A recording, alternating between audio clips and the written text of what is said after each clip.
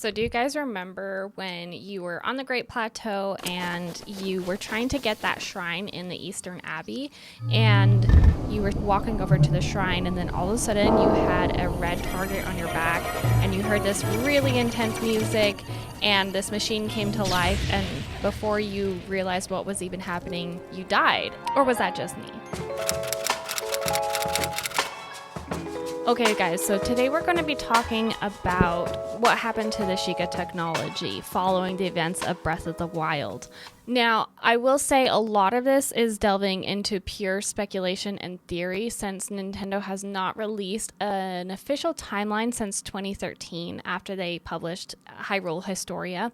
And also, we don't know a lot about where the future of the Legend of Zelda series is going, especially since they advertised Tears of the Kingdom as a sequel to Breath of the Wild, but it feels more like the middle story. There's still a lot of questions left to be had about what happened following those events. Big warning, we will discuss Tears of the Kingdom extensively. So first we need to talk about the Sheikah. Impa is one of the oldest members of the Legend of Zelda series, besides Zelda and Link themselves. We are first introduced to Impa in the original Legend of Zelda. Now, she's not in the game, but she is in promotional material, and in that material she serves as a guide to Link.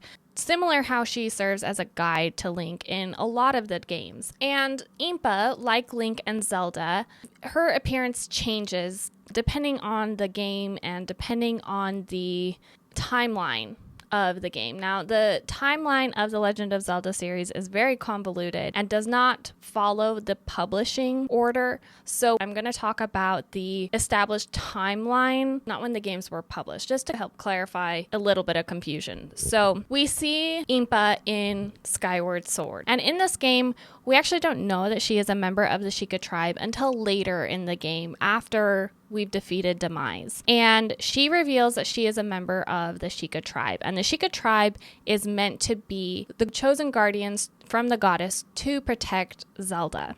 And her role is to ensure the safety of the Triforce and to prevent Demise's return. And she also alludes to the fact that there's going to be multiple reincarnations of Zelda and Impa, because at the end of the game she says, "You and I will surely meet again someday." And it's not until we get to Breath of the Wild that the Sheikah then take the center stage. Obviously, in Breath of the Wild, all of the shrines, all of the guardians, the Sheikah slate, which is your guide, are part of the main story, the main objective. And with this reincarnation of Impa in Breath of the Wild, we have her granddaughter, Paya, who ends up taking over Kakariko Village as chief in Tears of the Kingdom. And then her sister, Purah. Now, we know that at some point there was some friction between the Sheikah tribe and the Hylians, because the Sheikah were told to abandon their ways because the Kingdom of Hyrule became fearful of their technology and fearful of their power. And this is what caused the split or the schism between the Yiga tribe and the Sheikah that we have today, as well as the abandoned Sheikah, or the former Sheikah, who settled Kakariko Village. The Sheikah technology then was all buried. It was all underground, because remember, when the technology was activated following Link's resurrection, all of the towers came up from the ground, as well as the shrines. In Breath of the Wild, we learn a lot more about who they are, what role they play, and what their purpose is. But then in Tears of the Kingdom, none of the Sheikah technology is present. And a lot of people were like, wait, where did it go? What happened to all of the Sheikah stuff? So this is where we're going to delve into speculation. Now, we don't know what happened following Breath of the Wild, like in between Breath of the Wild and Tears of the Kingdom. We do know that in Tears of the Kingdom, the guardians, the towers, and the shrines that were also prevalent throughout the world are now completely gone. Now, most notably, in the Skyview Towers, whenever they're activated, they still have the same circle that what we saw in the other towers. And then they also have the guardian hands that come up. Some people have speculated that following the events of Breath of the Wild, the people took down all of the Sheikah technology and repurposed it for the Skyview Towers. It is possible that they went back into the chasms, especially considering the fact that they did rise from the ground, and so now they're going back down into the depths. Because, for example, in Tears of the Kingdom, if you look on the map, on the Great Plateau, the place where each of the original shrines was, there's now an opening into the depths. There's a fun little quest that you can do if you haven't done it already. I will say it is interesting because that quest involves eyes, and eyes are a very strong symbol of the Sheikah tribe. Now, there's another theory and another avenue that I want to pursue, but before that we need to talk about the Zonai tribe. I need to get my other book. In Breath of the Wild, we are introduced to a tribe of people, and this is actually something I completely missed and didn't realize until Tears of the Kingdom. And we actually were introduced to the Zonai in Breath of the Wild. So in Breath of the Wild, there are these strange towers, they're rock towers all throughout Hyrule. These towers that were all throughout, they are part of the Zonai tribe, and also those mazes, the labyrinths, were also of Zonai construction. And the Zonai artwork and artifacts and ruins that were left behind bore a lot of animalistic resemblances. The ruins are primarily animal themed, but with the history of the Triforce from an ancient perspective in mind. The designs are symbolic, using dragons, which symbolize courage, owls, wisdom, and boars, power. Now, dragons, owls, and boars have played an important role throughout all of the Legend of Zelda series. Especially, it should be noted that at one point, Ganon was actually a boar, like a dark beast.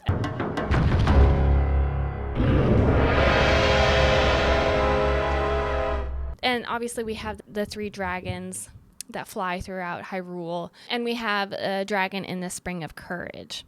So we knew that the Zonai inhabited the land at some point prior to the events of Breath of the Wild.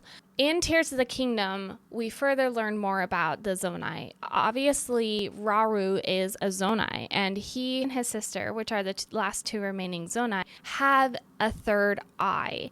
And this eye, when it's opened, bears very strong resemblance to the Sheikah eye. There's a lot of speculation going on that the Zonai actually are the ancient ancestors of the Sheikah tribe. I want to double click on this theory. So in the whole Legend of Zelda series, we have a lot of motifs with green, blue, and red. And those obviously represent the Triforce, the power, wisdom, and courage. Link represents the green of courage, blue is Zelda of wisdom, and Ganondorf or Ganon is red of power.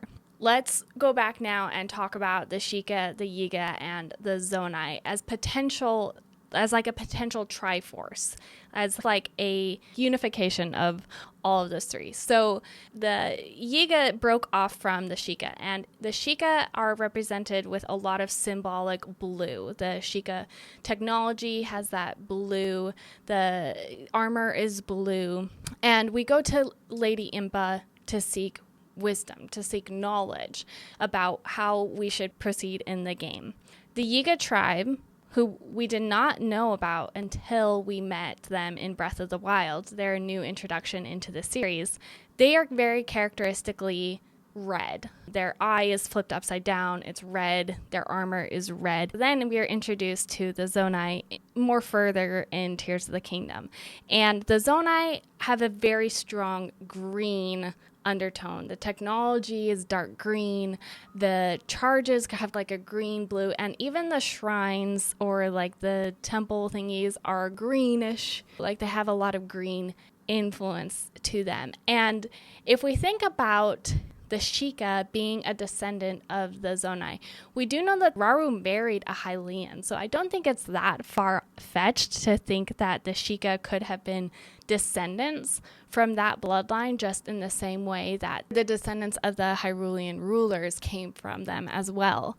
And it is interesting if we think about in Breath of the Wild, it was unbalanced. The Sheikah versus the Yiga.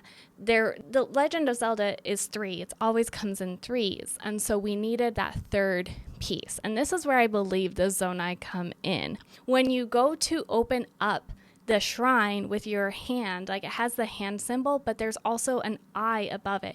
And it has the circle with writing around it in the same way that you see the Yiga with the circle and the writing around it.